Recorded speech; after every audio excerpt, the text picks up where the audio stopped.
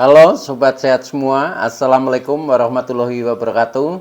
Salam jumpa kembali dengan saya Sugito di channel Berbagi Sehat, channel edukasi dan motivasi seputar asam lambung, GERD, anxiety psikosomatis, berdasarkan pengalaman saya sebagai orang yang pernah mengalami penderitaan asam lambung, GERD, anxiety psikosomatis. Harapan saya khususnya kepada teman-teman yang masih dalam penderitaan asam lambung, GERD, anxiety psikosomatis, setelah menonton video ini akan dapat tersugesti dan termotivasi untuk dapat cepat sembuh. Saya bisa sembuh, insya Allah teman-teman pasti juga bisa sembuh. Badai pasti berlalu. Baiklah teman-teman, pada kesempatan kali ini saya akan berbagi seputar asam lambung, GERD, anxiety psikosomatis dengan topik faktor penyebab terkena asam lambung, GERD, anxiety psikosomatis. Baiklah teman-teman ya, sebelum saya lanjutkan, tolong yang belum subscribe channel ini, klik subscribe dan loncengnya, supaya teman-teman tidak ketinggalan konten video-video berikutnya. Dan jika suka, klik like, lalu bagikan ke sosial media teman-teman. Semoga bermanfaat buat kita semua. Baik, kita lanjutkan kembali kepada topik kita ya, yaitu faktor penyebab terkena asam lambung, GERD, anxiety psikosomatis. Teman-teman semua perlu kita sadari bahwa penderitaan asam lambung, GERD, anxiety psikosomatis yang disebabkan oleh multifaktor ya, baik itu faktor fisik maupun faktor psikis dengan sensasi yang sangat beragam, mulai dari ujung rambut sampai dengan ujung kaki yang sering kita sebut sebagai 1001 rasa sensasi. Memang perlu kita tangani dengan bijak agar penderitaan asam lambung, GERD, anxiety psikosomatis dapat cepat membaik atau dapat cepat sembuh total. Nah teman-teman semua, khusus pada season kali ini saya bahas tentang faktor penyebab ya. Ini menurut saya sangat penting ya, karena dengan kita mengetahui sebab atau latar belakang ya yang menyebabkan kita menjadi terkena asam lambung, GERD, anxiety psikosomatis, maka kita akan mudah untuk mencari solusinya ya. Karena apa?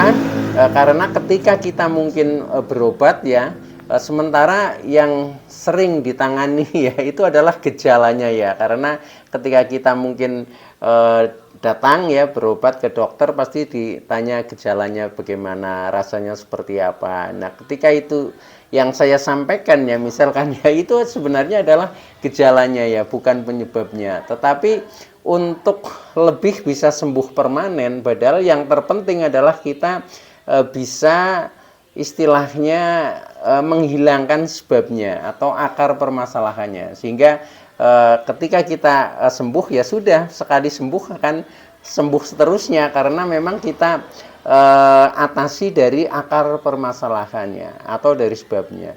Nah ini kadang kesulitan kita, sehingga banyak ya teman-teman yang mengatakan bahwa penderitaan ini sudah cukup lama ya, termasuk saya dulu juga agak lama ya hampir 2 tahun ya. Nah itu membuktikan bahwa kadang kalau kita tidak cermat ya, tidak menemukan sebabnya apa sih yang menjadikan diri kita terkena penderitaan asam lambung, GERD, anxiety psikosomatis.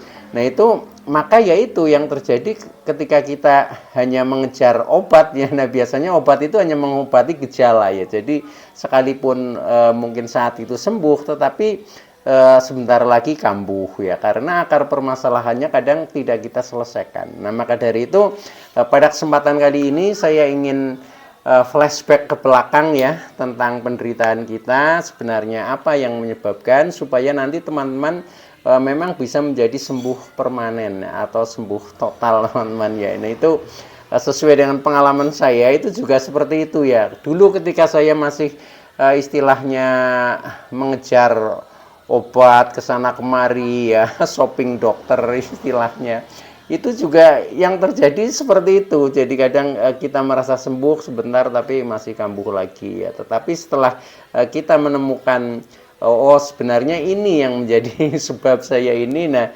akhirnya itu saya atasi, nah akhirnya menjadi sembuh permanen. Itu seperti itu teman-teman. Nah buat teman-teman ya silahkan, maksudnya kita melihat diri kita masing-masing ya, karena yang namanya penyebab itu bisa berbeda-beda antara orang satu dengan orang yang lain. Apalagi sering saya katakan bahwa sebabnya itu adalah multifaktor ya, jadi banyak faktor ya. Nah maka dari itu mungkin kita faktornya berbeda antara saya dengan teman-teman ya, atau mungkin dengan teman satu dengan teman yang lain itu pun bisa jadi sama, bisa jadi berbeda ya. Tetapi ketika kita mengetahui beberapa faktor, nah mungkin kita di antara faktor yang itu. Nah maka tip-tipnya bagaimana cara menyelesaikan itu pun selain akan saya sharingkan ya. Nah maka tolong ya video ini ikuti sampai dengan selesai supaya tidak gagal paham, dan akan lebih komplitnya lagi juga teman-teman bisa menonton video-video saya yang lalu, karena saling berhubungan ya. Nah itu akan menambah referensi kita untuk bagaimana caranya kita menjadi jauh lebih efektif di dalam berikhtiar mencapai kesembuhan ini ya. Nah itu teman-teman. Nah untuk faktor-faktornya ya yang sering saya sebut sebagai multifaktor itu secara garis besar hanya ada dua ya yang menyebabkan kenapa kita terkena asam lambung, gejala anxiety psikosomatis. Nah ada dua itu, yaitu yang pertama adalah faktor fisik ya.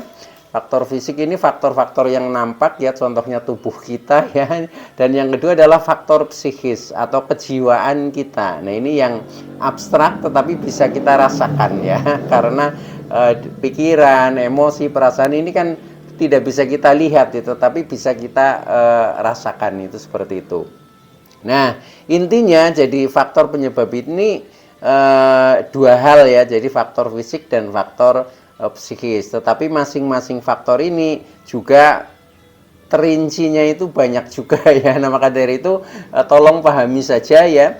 Mudah-mudahan buat teman-teman yang masih bingung ya, masih bingung sebenarnya ini sebabnya karena apa ya. Karena kadang teman-teman juga ada juga yang taunya ya gejalanya seperti itu ya, pokoknya tiba-tiba menjadi terkena seperti ini. Nah itu kadang seperti itu. Nah maka dari itu kita perlu mengingat flashback ke belakang istilahnya ya, tentang perjalanan hidup kita. Nah biasanya faktor ini kadang sudah sekian lama ya, bahkan ada yang berproses sampai 10 tahunan ya, atau bahkan mungkin lebih, tetapi itu ditahan terus. Nah akhirnya meledaknya menjadi penderitaan asam lambung, gejala anxiety psikosomatis. Walaupun itu sebenarnya faktornya kadang sepele ya, kadang faktor kecil ya, tetapi karena kita tahan dalam waktu yang cukup lama, sehingga kadang menjadi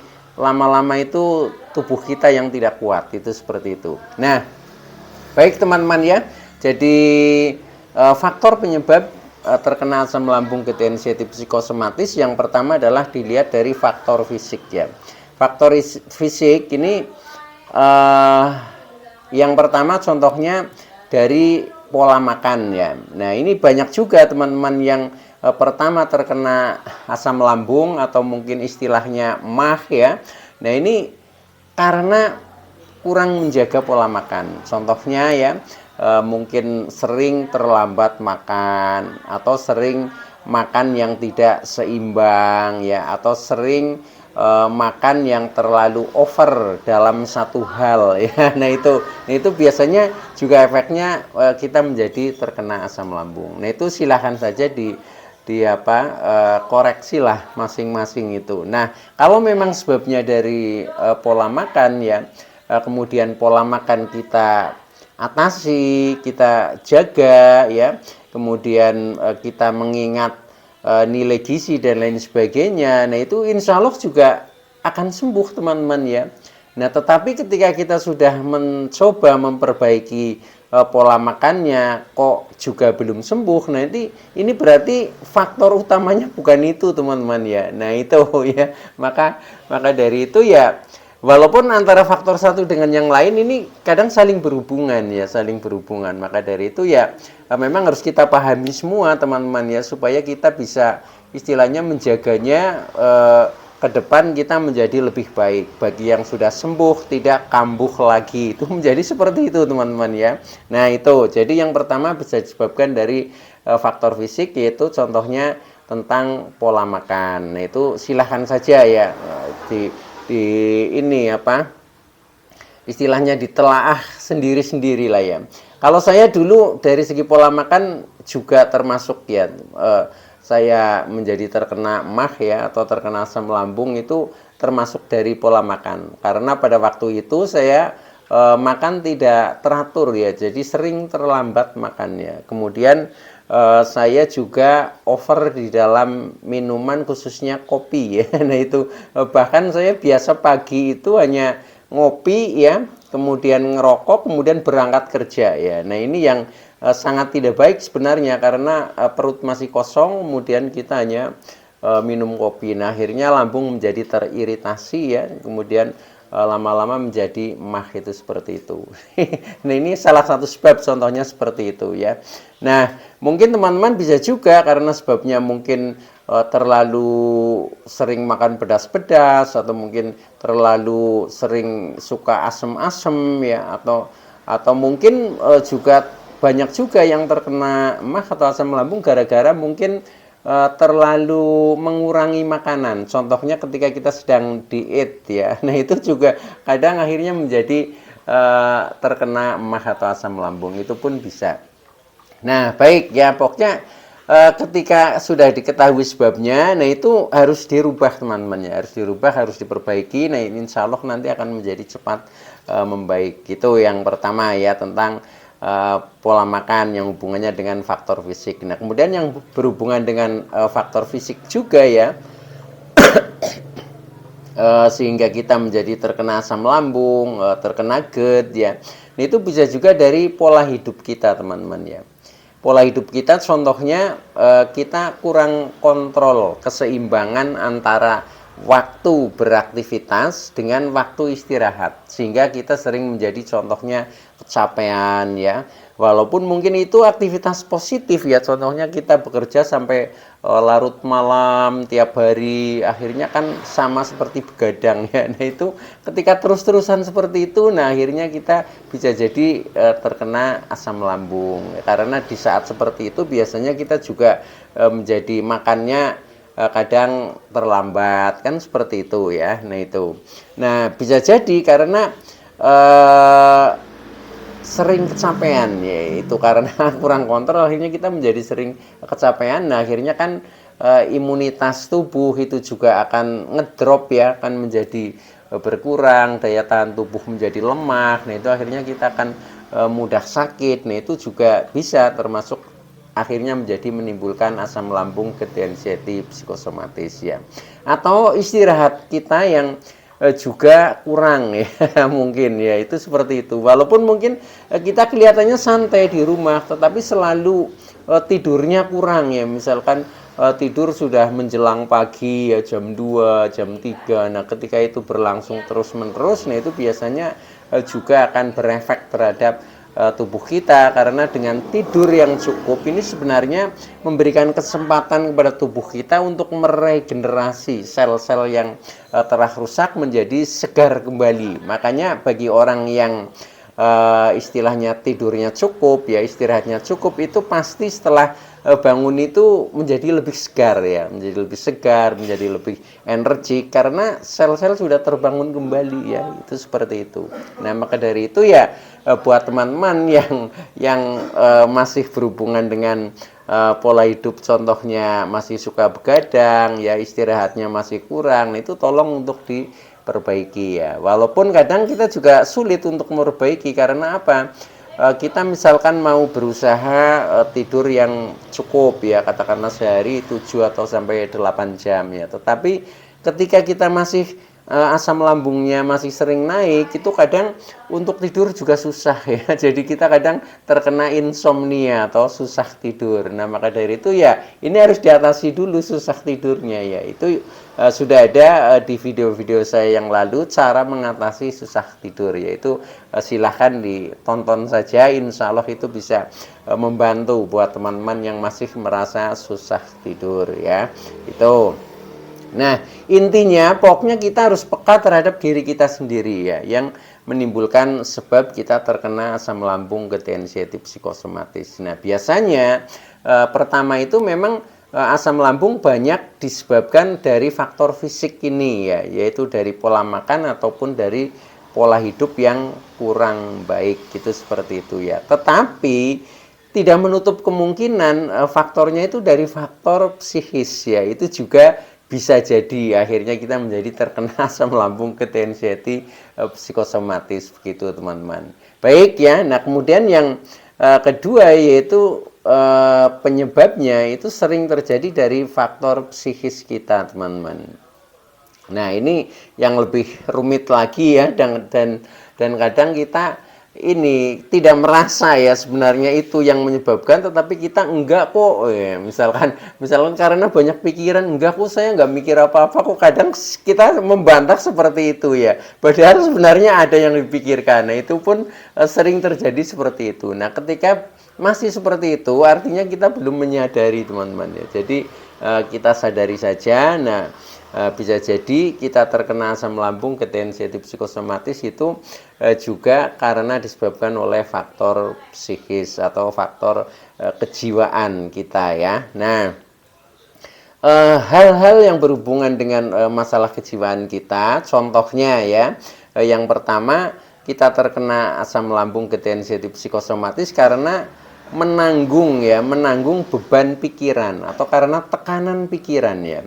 Jadi pikiran ini istilahnya banyak tekanan, akhirnya pikiran menjadi penuh, menjadi lelah, menjadi capek ya.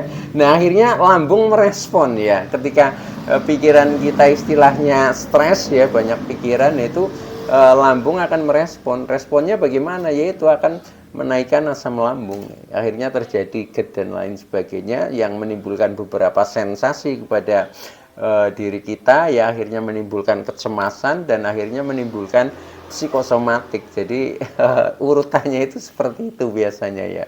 Nah, itu ini maka ketika teman-teman ya yang merasa mungkin banyak tekanan pikiran atau banyak beban pikiran, nah itu ya solusinya memang harus kita kurangi kalau memang sebabnya itu ya.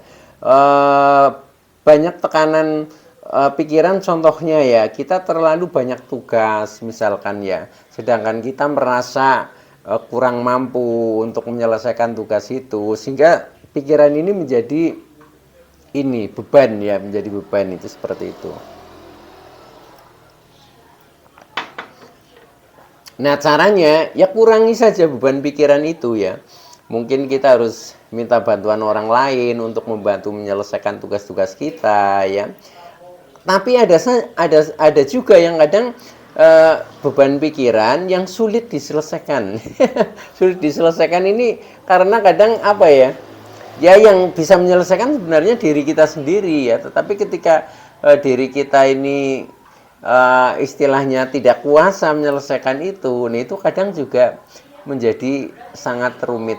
Itu juga ada seperti itu. Tetapi minimal dengan banyak beban pikiran, teman-teman harus sering sharing ya, sering curhat. Ini seperti mengurangi beban-beban itu teman-teman. Jadi solusinya banyaklah bersosialisasi ketika pikiran kita masih sering tegang atau masih banyak beban pikiran.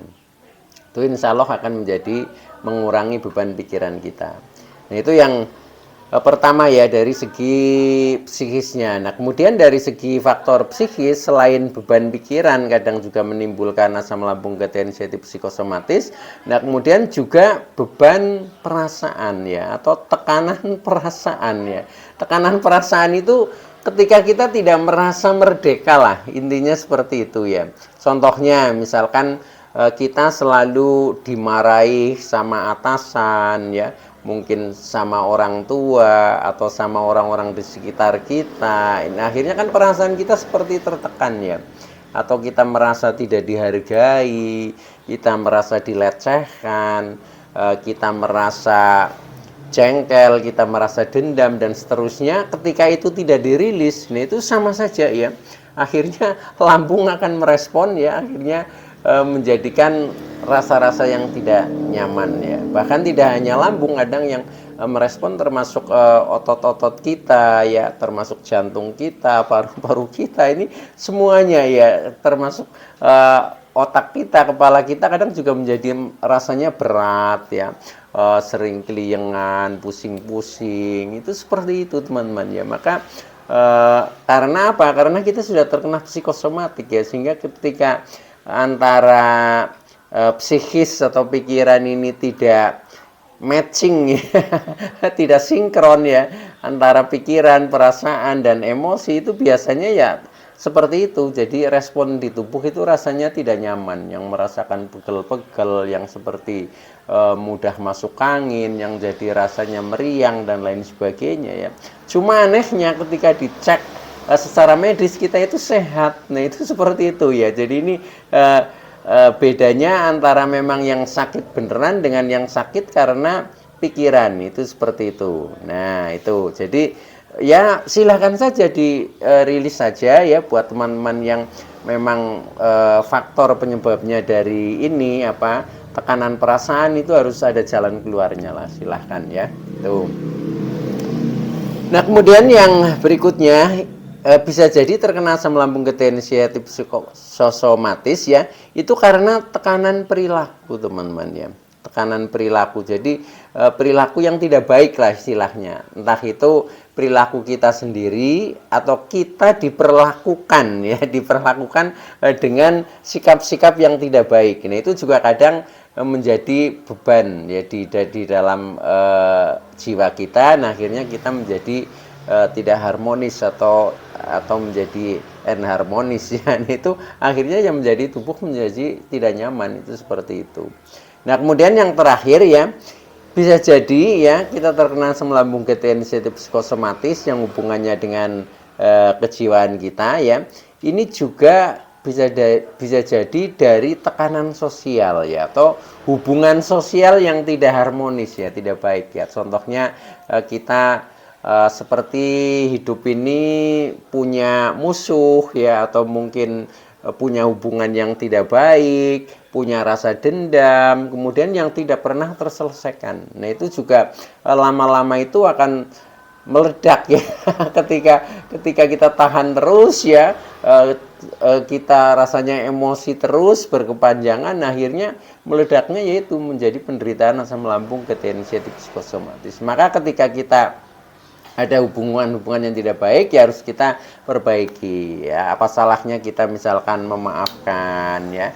Jadi pokoknya semua yang muncul di dalam diri kita ini adalah sebenarnya cerminan daripada perilaku kita, teman-teman. Nah, dengan kita menyadari seperti itu, maka ya kita memang harus berproses ya. Maka saya sering mengatakan penderitaan asam lambung ketensiatif psikosomatis ini adalah bentuk peringatan ya, bentuk ujian ya, agar kita berproses menjadi lebih baik ya. Akhirnya kita menjadi lebih baik ya. Itu insya Allah itu seperti itu ya. Nah, maka dari itu dengan keyakinan kita ya, maka ya sudah, kita harus selesaikan semuanya itu, dan akhirnya kita akan menjadi cepat sembuh total, teman-teman ya. Kalau memang dari akar permasalahan itu kita selesaikan ya, maka ya kita akan plong ya, akan plong dan baik-baik saja. Nah, ketika bagaimana permasalahan psikis ini sulit Pak untuk disembuhkan, nah jalan terakhir kita itu pasrah ya. Pasrah dengan ikhlas ya, dengan tulus ikhlas ya kepada Sang Pencipta lah, Tuhan Allah Subhanahu wa taala. Kita yakin saja pasti akan diberi jalan yang terbaik gitu.